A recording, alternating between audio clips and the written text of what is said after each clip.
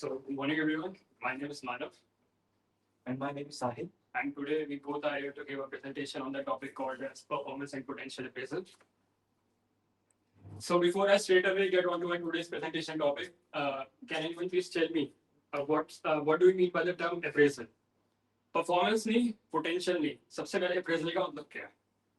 Increment in salary based on the performance of the employee, analyzing performance. And this, Motivation free. so based on what Akansha and Akib said, appraisal is something कि किसी भी चीज को check करना या फिर evaluate करना, performance को इवेल्युएट करना, चेक करना, रिव्यू करना, जो भी एम्प्लॉय ने करा है based on his present and past performance, और फिर उसके बारे में बातचीत करना है कि क्या उसने ठीक करा है, क्या उसने गलत करा है, और फिर बाद में उसको एक फीडबैक भी देना कि क्या चीज जो उसने अच्छी करी, जो चीज उसने बुरी करी, उसमें कैसे इंप्रूवमेंट ला सकता है. So that's appraisal for you. Next up is the objective of the sector. And doing objectives as are understanding performance appraisals and potential appraisals, methods of performance appraisals, conducting fair and effective appraisals, challenges in appraisal process, and actually choosing appraisals for career development.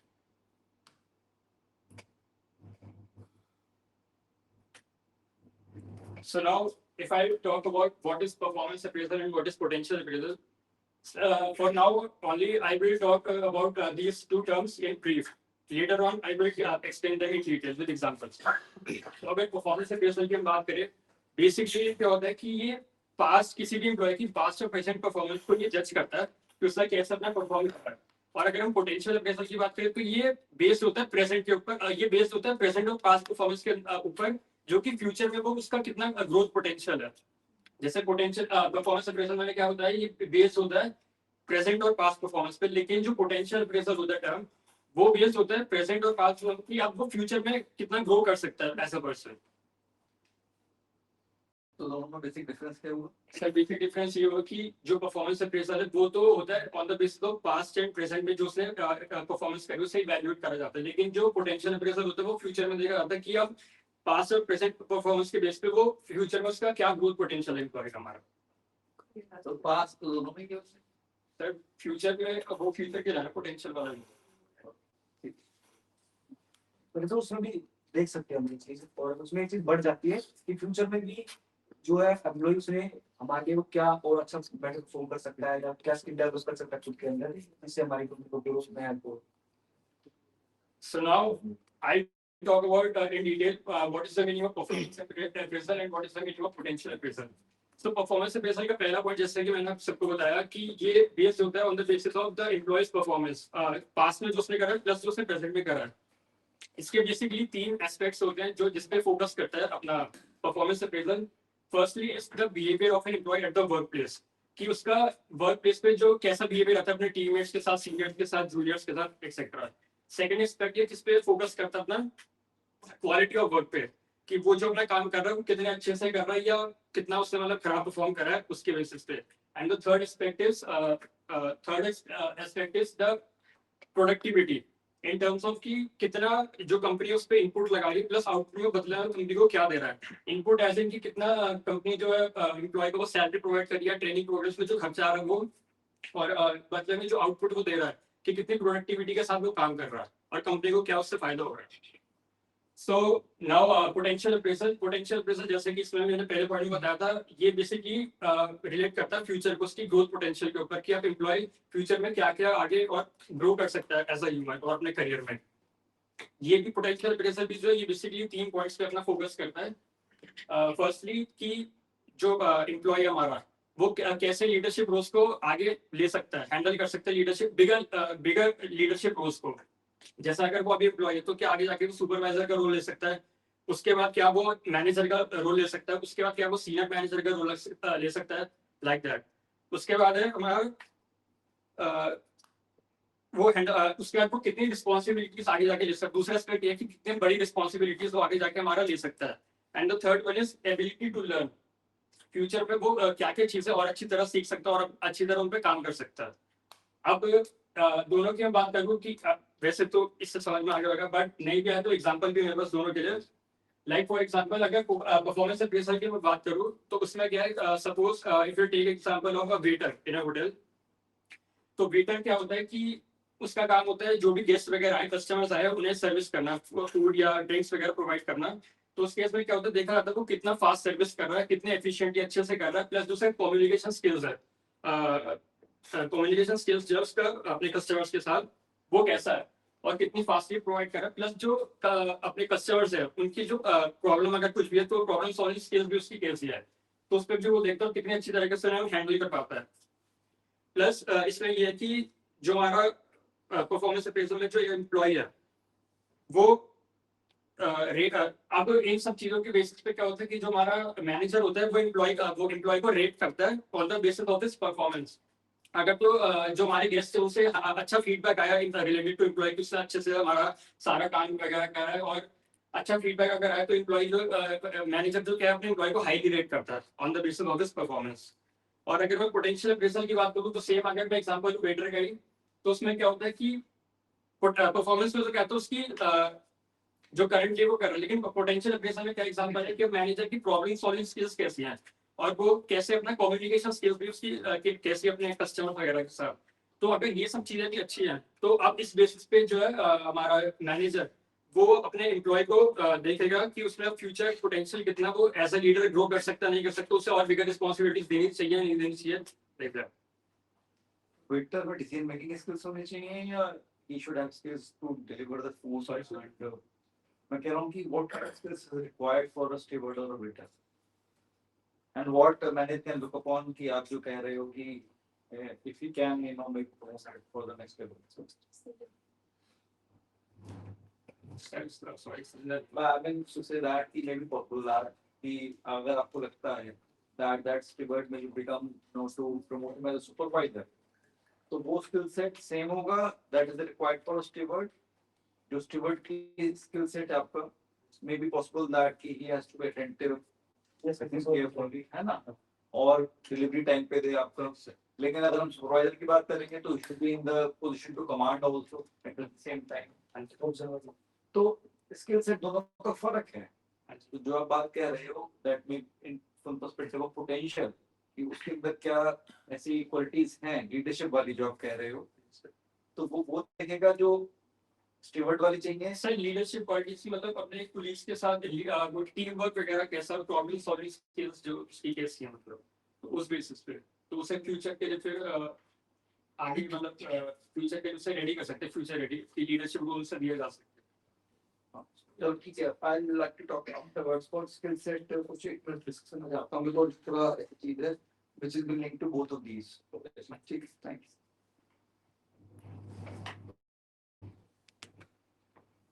So now Sai will discuss basic difference between the two terms. तो जैसे कि मानो ने बताया example के साथ कि performance appraisals क्या होते हैं और पोटेंशियल अप्रेजल्स क्या होते हैं, कि जिसमें हम परफॉर्मेंस अप्रेजल्स में जो फोकस हमारा ज्यादा रहता है वो होता है हमारे उसकी पास्ट परफॉर्मेंस पे, कि उसने कंपनी के लिए क्या किया है, कितना अचीव किया, जितना हमने उस पे इन्वेस्ट किया उतना उसने रिटर्न दिया है या नहीं दिया, जो भी टास्क उसको मिले उसने वो टाइम पे किए हैं, टीम वगैरह सब चीजें देखते हैं कि उसने कैसे किया। और पोटेंशियल अप्रेजल्स में जो है फ्यूचर पोटेंशियल को देखते हैं कि वो कंपनी में कर क्या सकता है या अपने अंदर वो कोई स्किल डेवलप और भी कर सकता है, इसको बढ़ा देके इसको और अच्छा कर सकता है वो, और फ्यूचर में हम उस पर कितना इन्वेस्ट कर सकते हैं कि वो हमको और कितना रिटर्न दे। तो जो प्रमोशन होता है वो किस बेसिस पे होता है, परफॉर्मेंस पे बेसिस पे होता है पोटेंशियल? सर दोनों के बेसिस पे होता है, परफॉर्मेंस भी और पोटेंशियल। और नेक्स्ट है टाइम और ऑर्गेनाइजेशन और retrospective.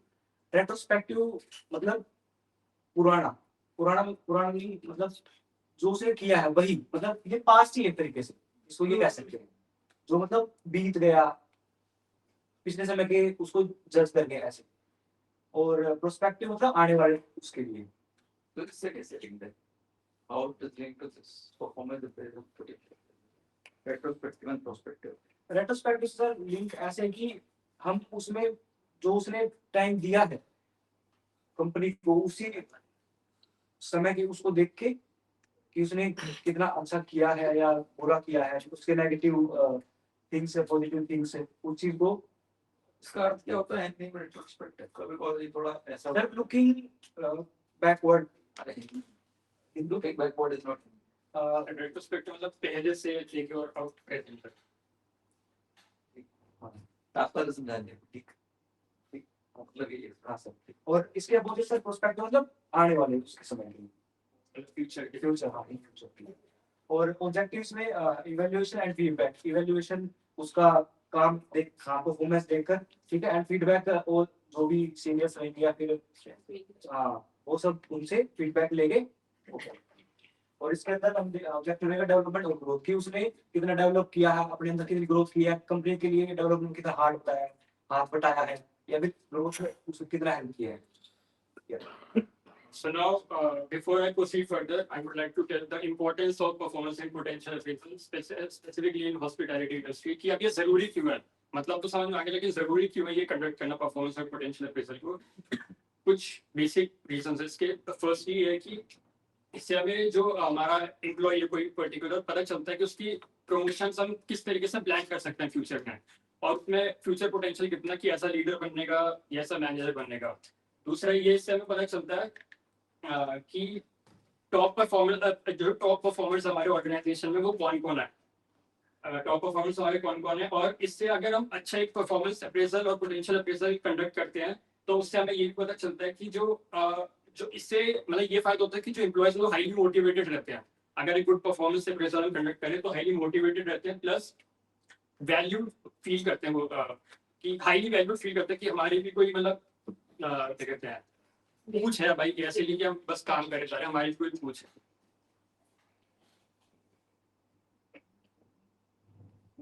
So now basically there are two types of performance appraisal method. The first category is the traditional methods, and the second category is modern methods. So now Sai will tell us the traditional methods. So as Mama said, there are two types of method for appraisals. First one is traditional method. Traditional method, first है ranking method. Ranking method means जैसे we have 50 employees in a company and we rank them from best to worst according to their performance. And second one is paired comparison. Paired comparison means we compare 2 or 3 employees and give the and select the best one. मतलब like we select Tasat and Aryo. इन दोनों में से task pick करने में कौन अच्छा है उसको हम प्रेफरेंस देंगे, ठीक है। Next one is grading method. Grading method में उनको उनकी परफॉर्मेंस के लिए ग्रेड करेंगे कि this one is best, excellent, best, good, poor, ऐसे, ठीक है। And the next one is force distribution method. उसके अंदर फोर्स डिस्ट्रीब्यूशन मेथड उनको डिवाइड कर देंगे एज अ परसेंटेज, जैसे 10% are very good at work, ठीक है, and 70% are average and 20% are below average. 20% are मतलब जो न्यू जॉइनीज हो सकते हैं वो लोग, या फिर ट्रेनिंग कर रहे हैं वो लोग हो सकते हैं। And second is checklist method. Checklist method में क्या करते हैं, एक क्वेश्चन प्रिपेयर करते हैं कि he is good at time management, team work, ऐसे, तो उस पे हम उसको राइट और रॉन्ग उसको सेलेक्ट करते हैं कि जैसे कि चेकलिस्ट बनाई और ऐसे किया। तो यहाँ पर डिटेल में भी है या दैट्स ऑल वी हैव, और you have a handout for this? No sir, कैसे ठीक points. So now that we have learned the traditional methods, let's come on to the modern methods. The first modern method is management by objectives method. So इस method में क्या है कि जो हमारा employ होता है प्लस जो मैनेजर होता है वो सारे एक साथ बैठते हैं और अपने गोल्स डिसाइड करते हैं कि हमें क्या आगे जाके अचीव करना है, और क्या मतलब सेट करते हैं गोल्स। बेसिकली एक क्लियर गोल सेट करते हैं कि हमें आगे जाके क्या क्या चीजें अचीव करनी है। तो उस बेसिस पे क्या होता है, जब गोल एक बार सेट हो जाता है तो फिर जो हमारा एम्प्लॉय होता है वो आगे उन गोल्स को अचीव करने के लिए काम करता है, और फिर उसको इवैल्यूएट करा जाता है at the end of the period कि क्या उसने वो पर्टिकुलर गोल अचीव करा है या नहीं करा है। तो जो मैनेजमेंट बाय ऑब्जेक्टिव्स मेथड है, अब इसके स्टेप्स क्या क्या है। पहला स्टेप इसका ये है कि सबसे पहले तो जो मैनेजर होता है और जो एम्प्लॉय होता है हमारा, वो साथ में बैठते हैं और क्लियर कट गोल्स डिसाइड करते हैं कि क्या मैं अचीव करना है और क्या अचीव नहीं करना है। द सेकेंड स्टेप इज, एक बार जो गोल्स डिसाइड हो जाते हैं, फिर जो हमारा एम्प्लॉय होता है वो उन गोल्स को अचीव करने के पीछे भागता है, मतलब अब उनके परफॉर्म करता था काम कि ये मैं अचीव कर लूँ। And the third and last step is, जब सारा काम हो जाता है उसके बाद उसकी इवैल्यूएशन होती है कि क्या उसने जो टारगेट सेट करे थे, गोल सेट करे थे, वो अचीव हो भी पाए हैं या नहीं हो पाए। तो अगर मैं इसका एग्जांपल दूं मैनेजमेंट ऑब्जेक्टिव्स मेथड का, अगर मैं सबसे पहले इसमें रिसेप्शनिस्ट की बात करूँ एक, तो इसमें ये है कि मैनेजर के साथ उसने एक टारगेट सेट करा है कि पहले क्या होता था कि चेक इन का टाइम जो गेस्ट का वो 10 मिनट होता था, लेकिन अब उसने ये डिसाइड करा कि मेरा टारगेट ये होगा कि अगले 3 महीने के अंदर अंदर मुझे ये 10 मिनट का टाइम घटा के 5 मिनट पे लाना है। तो मैनेजर क्या होगा, 3 महीने के बाद जब टाइम पीरियड ओवर हो जाएगा, वो चेक करेगा कि क्या उसमें सक्सेसफुल रही है 10 मिनट से 5 मिनट को घटा के। अगर वो रही है तो ये गुड अप्रेजल माना जाएगा, लेकिन अगर वो नहीं रही तो उसे फर्दर ट्रेनिंग दी जाएगी कैसे वो अपने आप को इम्प्रूव कर सकती है। सो ये इसका एग्जांपल था। नेक्स्ट अब is the 360 degree feedback method. इस मेथड में क्या होता है, जो हमारा एम्प्लॉय होता है बेसिकली उसके कोई एक पर्टिकुलर बंदा उसको जज नहीं करता, सारे के सारे ऑर्गेनाइजेशन के डिफरेंट लोग उसे जज करते हैं। जैसे कि अगर एक कोई पर्टिकुलर एम्प्लॉय है, तो उसके सीनियर्स भी उसके बारे में फीडबैक देंगे कि वो कैसा परफॉर्म कर रहा है, जूनियर्स भी देंगे, जो उसके कुलीग्स हैं, जो टीम वाले हैं वो भी और बताएंगे, और साथ ही साथ जो कस्टमर है वो भी अपना फीडबैक देंगे कि कैसा परफॉर्म कर रहा है। तो इससे एक ओवरऑल पिक्चर हमें मिल जाती है उसके काम के बारे में और उसके पर्सनैलिटी के बारे में कि वो कैसे अपना काम कर रहा है। इसके अगर इसका भी एक एग्जांपल दूं, लाइक वही रिसेप्शनिस्ट वाला, कि अगर एक हमारी रिसेप्शनिस्ट है होटल में, तो उससे बारे में सबसे फीडबैक लिया जाएगा, लाइक कस्टमर से लिया जाएगा फीडबैक, जो रिसेप्शनिस्ट के साथ उसके और कलीग्स हैं उनसे लिया जाएगा, जूनियर्स के साथ लिया जाएगा और सीनियर से भी लिया जाएगा कि ये अपना काम कैसे कर रही है, और जो अपने कस्टमर्स है वो भी अपना फीडबैक देंगे कि वो प्रॉब्लम सॉल्विंग स्किल्स और कस्टमर सर्विसेज जो वो कैसे प्रॉपर अपनी दे पा रही है। तो इस बेसिस पे next up is the HR accounting method. So ये मेथड ये बताता है बेसिकली कि जो किसी भी कंपनी के एम्प्लॉयज होते हैं हमारे, किसी भी ऑर्गेनाइजेशन कंपनी के एम्प्लॉयज होते हैं, उन्हें एक वैल्यू के तौर पे हमें मानना चाहिए, लाइक कि वो कंपनी को कुछ ना कुछ वैल्यू प्रोवाइड कर रहे हैं। फर्दर इसके आगे अगर मैं बताऊं, जैसे अगर कोई ऑर्गेनाइजेशन है या फिर एम्प्लॉय वो अलग अलग चीजें बाय करते हैं, जैसे मशीनरी हो गई, प्लांट इक्विपमेंट हो गई, या बिल्डिंग्स वगैरह बाय करते हैं, तो उनके लिए वो एक इन्वेस्टमेंट के तौर पे मानी जाती है। तो इसी बेसिस पे अगर कोई एम्प्लॉय है, अब एम्प्लॉय का जो स्किल्स होता है प्लस जो नॉलेज होती है, वो कंपनी को बदले में क्या प्रोवाइड करे, उसके स्किल्स और नॉलेज कंपनी को क्या प्रोवाइड करे, तो वो उसका आउटपुट हुआ देखा जाता है। तो अगर वो अच्छा परफॉर्म कर रहा है तो कंपनी के लिए वो एक तरीके से पर्टिकुलर एम्प्लॉय जो वो वैल्यू प्रोवाइड करके दे रहा है उससे। तो अगर इसमें एग्जांपल के लिए मैं देखूं, तो अगर हमने वो एक रिसेप्शनिस्ट का एग्जांपल लिया, उससे पहले हमने ट्रेनिंग प्रोवाइड कर दिया कि वो कैसे कैसे कस्टमर को हैंडल करेगी, उसके लिए ट्रेनिंग प्रोवाइड कर दिया। फिर देखा जाएगा ट्रेनिंग कंप्लीट होने के बाद क्या वो गेस्ट को अट्रैक्ट कर पा रही है, उनकी जो प्रॉब्लम्स उन्हें सॉल्व कर पा रही है। अगर कर पा रही है तो मतलब फिर वो सही है एकदम, और नहीं कर पाई तो उसे फर्दर और ट्रेनिंग हमें देनी चाहिए। और next is the psychological appraisals method.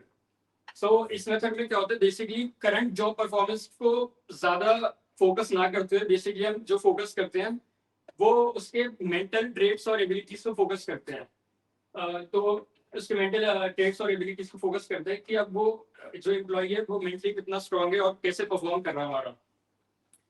तो इसमें क्या होता है कि कुछ क्वालिटी चेक्स हम देखने पड़ते हैं कि जैसे उसकी प्रॉब्लम सॉल्विंग स्किल्स कैसी है, एप्टीट्यूड टेस्ट उसका, प्लस जो उसका इमोशनल बैलेंस है वो कैसा है, और जो उसकी लीडरशिप क्वालिटीज है वो भी कैसी हैं।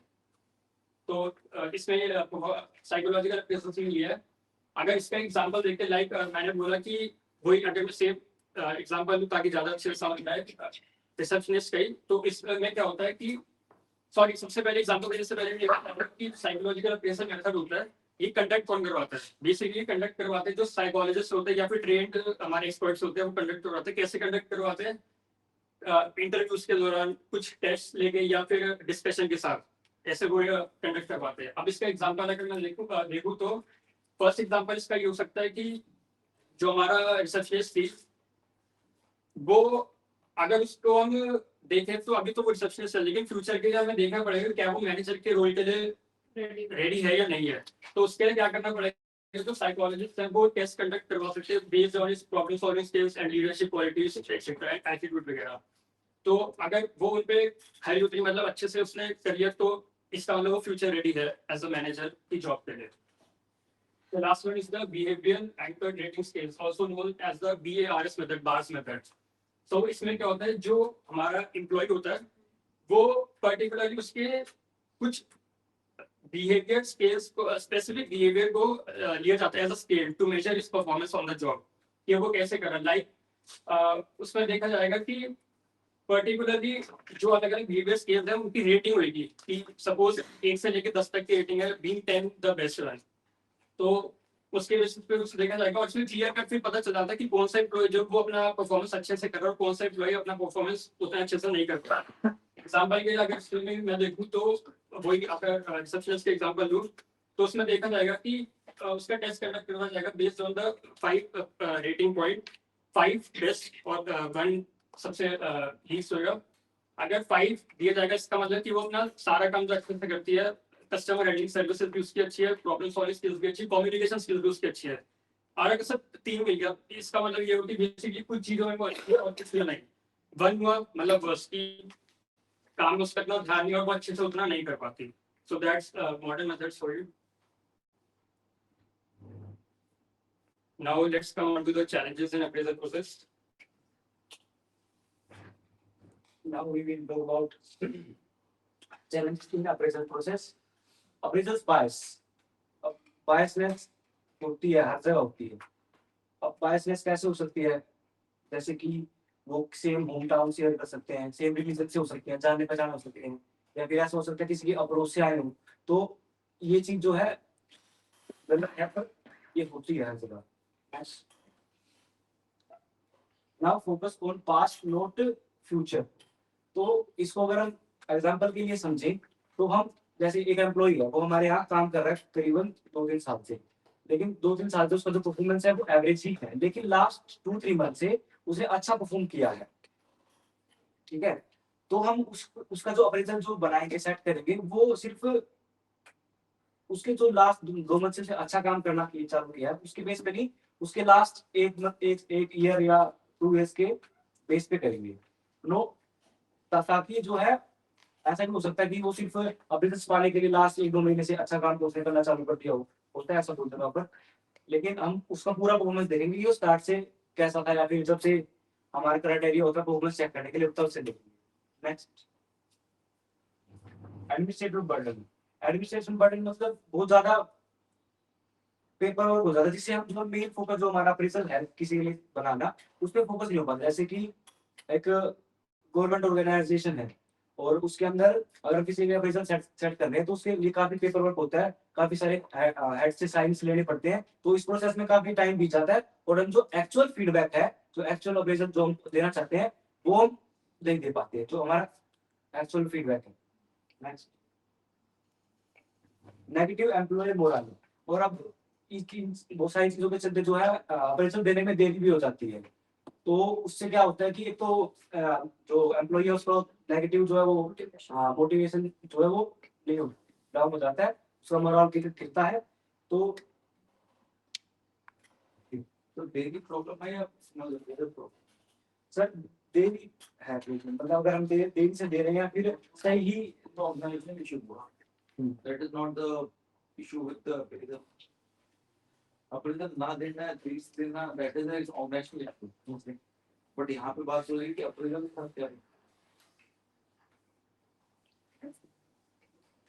It may impact in the adverse condition in terms if it is not positive for the employee. Yes, sir. कोई भी अप्रेजल आपका जो है वो कैसा दे देगा? जैसे अगर एग्जांपल के तौर पे समझे कि जैसे हम किसी एक एम्प्लॉय है, उसके अंदर अच्छी क्वालिटीज भी है, बुरी क्वालिटीज भी है, लेकिन हम हर बार हाईलाइट सिर्फ उसकी बुरी क्वालिटीज करते हैं, उसकी अच्छी क्वालिटीज के बारे में बात ही नहीं करते, तो इससे भी उसका जो है मोरल जो है डाउन हो जाएगा।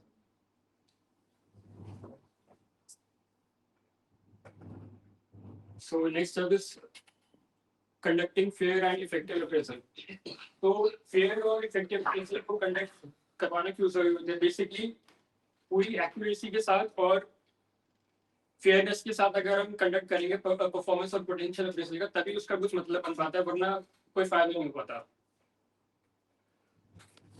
तो कुछ ऐसी प्रैक्टिसेस जिससे फेयर और इफेक्टिव अप्रेजल जो हमारा कंडक्ट हो सकता है, उनमें से फर्स्ट है सेट क्लियर ऑब्जेक्टिव्स।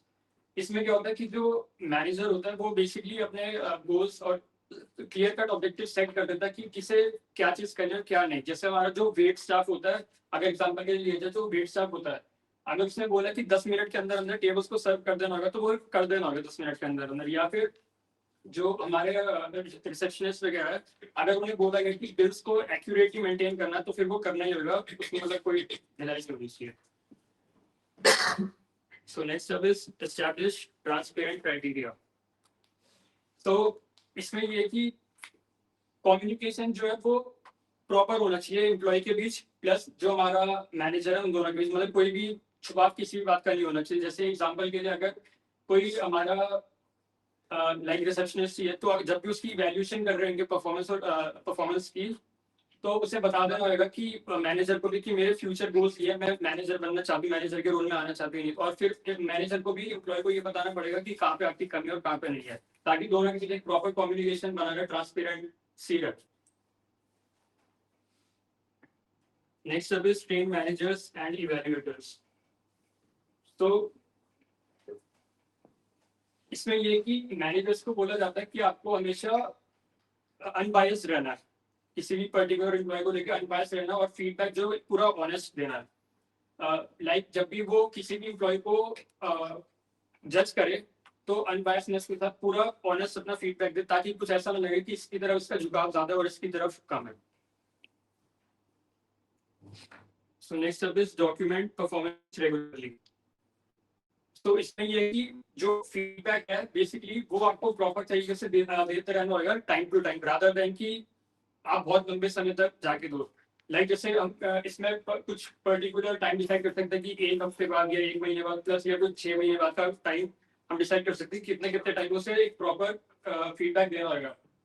एग्जाम्पल के लिए जो हमारे शेफ्स हैं, अगर उनका अगर देखा जाए तो शेफ्स के केस में क्या होगा कि ये नहीं कि उन्हें कभी बहुत लंबे टाइम बाद बोला कि डिश की प्रेजेंटेशन आपने ऐसे करी, उन्हें हर थोड़े थोड़े दिन बाद बताया जा सकता है कि और इसमें आप कैसे इंप्रूवमेंट कर सकते हो जब आप डिश की प्रेजेंटेशन करो। तो नेक्स्ट अब is provide constructive feedback. Feedback में बताना होगा जो मैनेजर है हमारा, उसे एम्प्लॉय को प्रॉपर तरीके से बताना होगा कि क्या चीज आप अच्छी कर रहे हो और क्या चीज आप ठीक नहीं कर रहे। जो चीज अच्छी कर रहे हो वो ठीक है, और जो चीज खराब कर रहे हो उसमें आप कैसे फिर अपना इंप्रूवमेंट और बेटर तरीके से कर सकते हो।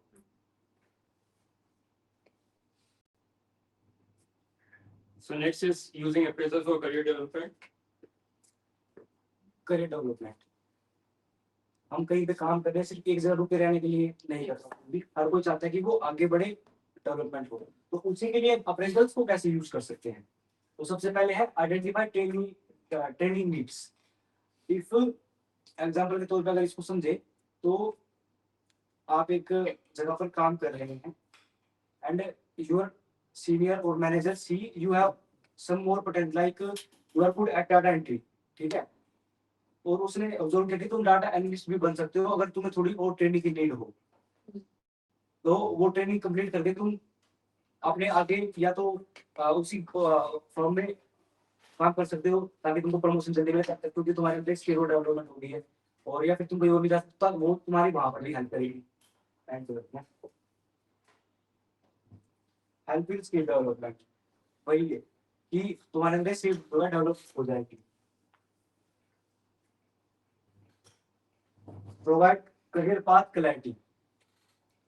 इसके अंदर क्या है कि अगर तुम अपने अंदर कोई और स्किल डेवलप कर रहे हो और वो तुम्हारी बहुत अच्छी तरीके से उस पे काम कर रहे हो एंड तुम अपने आप को इतना ट्रेन कर लेके तुम उसमें बहुत अच्छे हो गए हो, तो तुम इसके लिए अपना नेक्स्ट या फिर अनदर करियर पाथ के लिए भी देख सकते हो, उसमें भी अपना करियर जो है और ज्यादा ग्रो कर सकते हैं। Next encourage employee engagement and retention.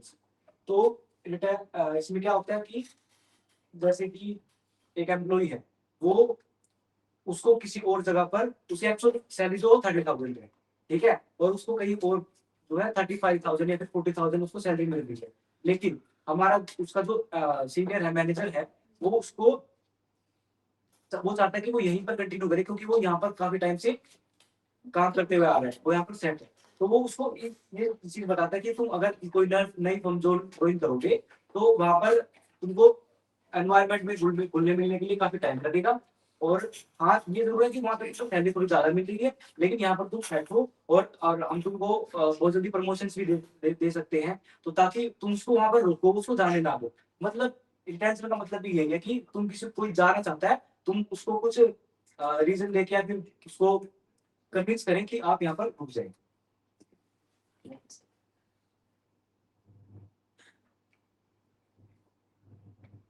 So next chapter is again a basic difference between the performance and potential appraisal.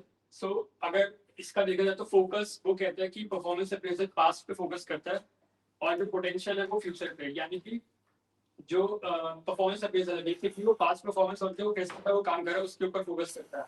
जब जो पोटेंशियल अप्रेजल की बात करें तो वो कह रहा है फ्यूचर कैपेबिलिटी, मतलब आप प्रेजेंट को जज करके फ्यूचर ग्रोथ और पोटेंशियल उसमें कितना पर्टिकुलर एम्प्लॉय में उसके ऊपर बात करते हैं।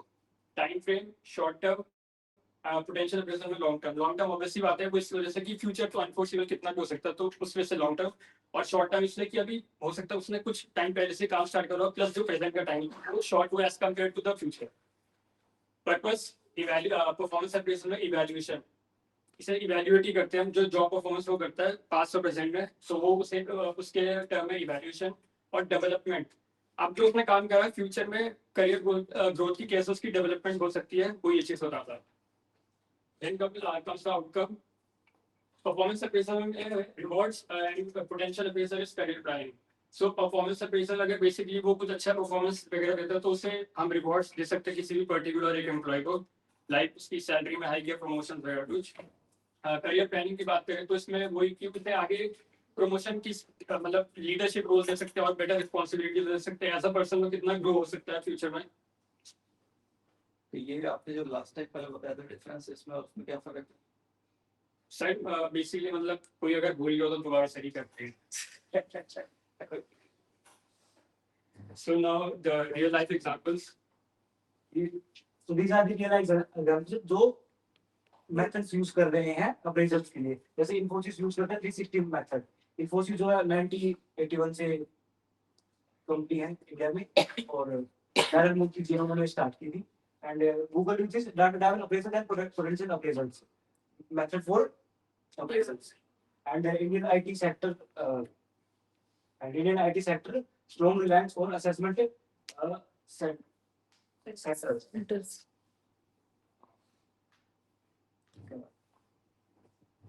Use real life examples.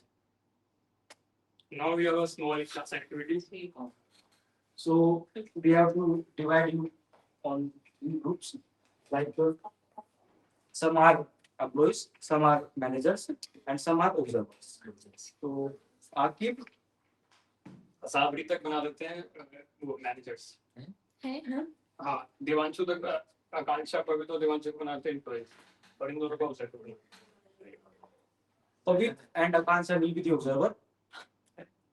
And Asavri to Tasat are managers and the rest of them are the employees.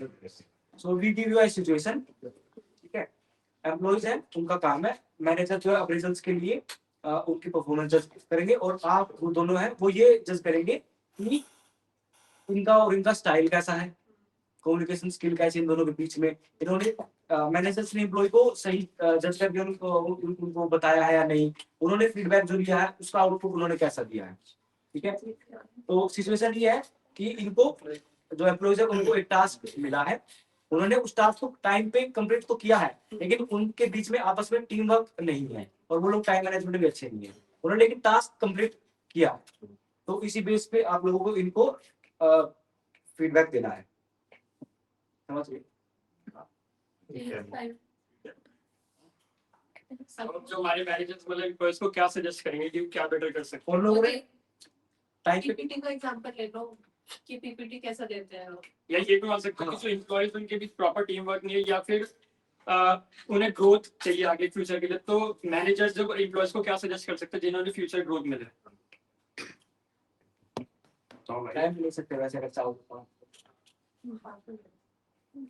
Observers का ये है कि वो जो भी कम्युनिकेशन तो ये देंगे आपको ये बताना है कि वो उन्होंने आपको सही मतलब अपने सिस्टम के साथ ऑब्जर्वेशन की बात है कि कि वो आपको सही बोला है गलत बोला है। सिचुएशन यही है, आपको एक टास्क मिला था, आपने वो टाइम पे कर दिया, लेकिन आप तीनों के बीच में बस थोड़ा टीम वर्क नहीं है। और अगर आपको फ्यूचर में ग्रोथ पोटेंशियल भी चाहिए तो मैनेजर्स कैसे उन्हें सजेस्ट कर सकते हैं ग्रोथ के लिए? हाँ, चलो क्या चाहिए आप लोगों को इतना टाइम आप यूज जो करना है। मैनेजर्स हाँ, no you two are the observers. मैं ऑब्जर्वर ही हैं भाई। हम लोग तो ऑब्जर्वर हैं। खुद डिसाइड करना ये वीडियो 3 बार देखना आपने बनाया है उसको तो। हम दो ऑब्जर्वर हाँ, हम लोग क्या सर्वर को तीन है तो मैनेजर्स से वो सामने तो मैनेजर्स बैठेंगे। आसान काम हम लोग कर रहे हैं। ठीक है, आप दोनों ऑब्जर्वर हैं, ये एम्प्लॉइज है और ये only the You can ask queries, questions. हाँ, you have to. if you हाँ, कुछ पूछना है तो पूछ लो. आई थिंक बता रहे ना आपको टीम वर्क पे लैग कर रहे हैं एम्प्लॉइज हाँ टीम वर्क में लगता है और तो सब सही है और ठीक है। same example as you have to tell me.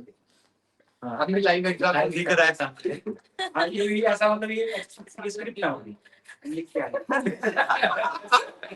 ये अच्छी चीज बात है। कवर अप परीक्षा था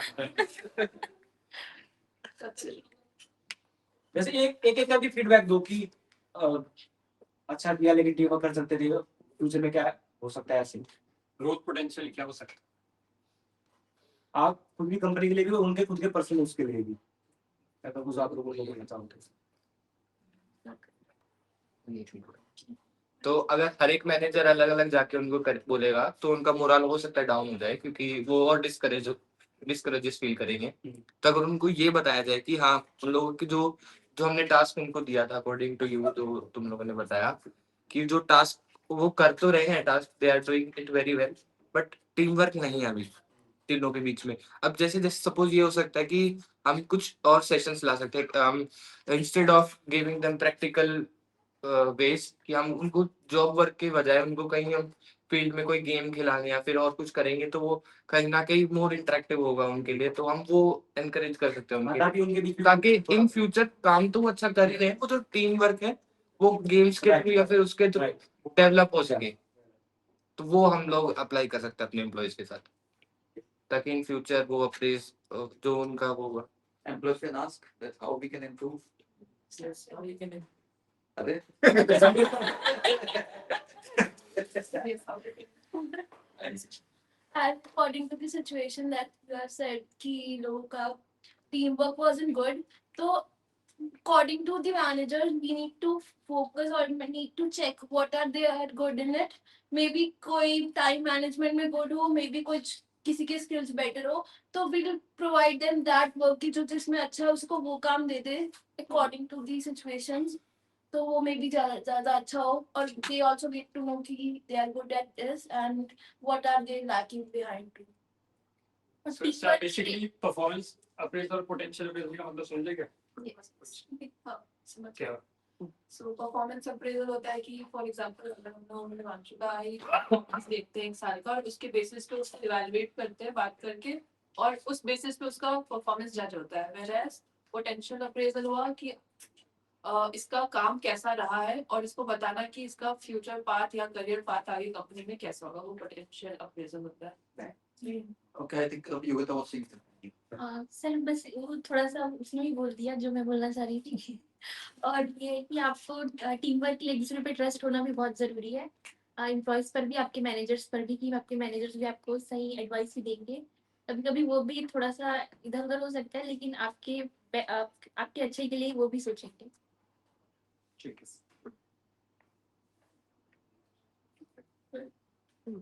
अब जैसे कि इन्होंने बताया एरियल मेंशन की आप लोगों को टीम वर्क अच्छा बनाने के लिए आप कोऑर्डिनेशन करने के लिए कुछ भी एक्टिविटी कराई जाए जिससे आप लोगों को आपस में जो है और अच्छा टीम वर्क आपका बने। एंड ऐसा भी सर की ऐसा करने की बजाय आपके जो आपकी बेस्ट स्किल है उसको बढ़ाया जाए।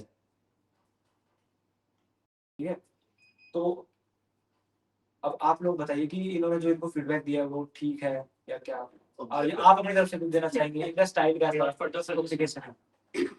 So very first feedback for the team is अब ये रोल प्ले था, आप लोगों को मुझसे नहीं बात करनी थी, इनसे बात करनी थी, और आप लोगों को भी इक्वली पार्टिसिपेट करना चाहिए था कि अगर ये लोग आपको बोल रहे हैं कि आप अच्छा काम नहीं कर रहे तो आप स्टैंड तो लो कि क्यों आपको ऐसा लग रहा है। अगेन इन्होंने पीपीटी में बताया था it's a transparent platform, transparency होनी चाहिए कि आपको क्यों ऐसा लग रहा है कि लोग क्यों अच्छा काम नहीं कर रहे हैं, और आपको सेम वही कि क्यों आप प्रॉपर कम्युनिकेशन होना चाहिए टू प्रॉपर कम्युनिकेशन होना चाहिए। अगेन जब भी अप्रेजल शुरू होती है ना, तो इट्स टू साइडेड, हमेशा ना एम्प्लॉयर बात करता है कि आपको क्या लगा आपने सही किया, आपको क्या लगा आपने गलत किया है। ज्यादातर चीजें ना उनसे निकलवानी होती है ताकि आपको पता चले कि उनको पता है कि नहीं ये चीज है, और अगर वो पॉइंट आउट कर देते हैं ना वो चीज, उस पर फिर आप कंस्ट्रक्टिव फीडबैक देते हो rather than आते ही फीडबैक देना कि आप ये गलत कर रहे हो। So this is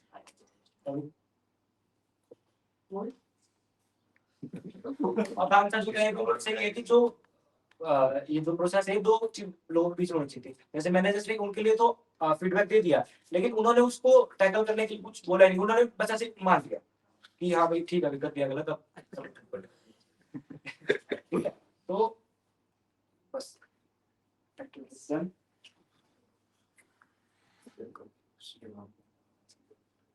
So now let's come on to the conclusion part. Both performance and potential appraisals are vital in HR planning. Obviously बात है दोनों terms जो है अपनी अपनी जगह importance रखती है, ताकि किसी को भी अगर मतलब HR planning में ताकि पास्ट और प्रेजेंट की परफॉर्मेंस जज करी जा सके और जो एम्प्लॉयज का फ्यूचर पोटेंशियल पता लगा सके कि कितना किसमें पोटेंशियल है ग्रो करने का। Performance appraisal is basically what employees have done, again वही कि पास्ट और प्रेजेंट में उन्होंने कैसे परफॉर्म करा। Potential appraisal is basically what employees can do, अब फ्यूचर में वो क्या कर सकते हैं बेटर वो बताता है। Then together they ensure growth for both organization and employees. अगर हर एक एम्प्लॉय अपने पर्टिकुलर इंडिविजुअल बेसिस पे भी अच्छा परफॉर्म करता रहेगा लगातार, तो ऑब्वियसली बात है अगर सारे इंडिविजुअल मिलके ही एक ऑर्गेनाइजेशन को बनाते हैं, तो अगर इंडिविजुअली अच्छा परफॉर्म करता रहेगा तो जो एज अ होल ऑर्गेनाइजेशन है वो भी फ्यूचर में काफी ज्यादा सक्सेस पाएगी। So these are the references that we have used for our presentation. So if you have any questions, then you can ask us. Any questions? Thank you. Thanks.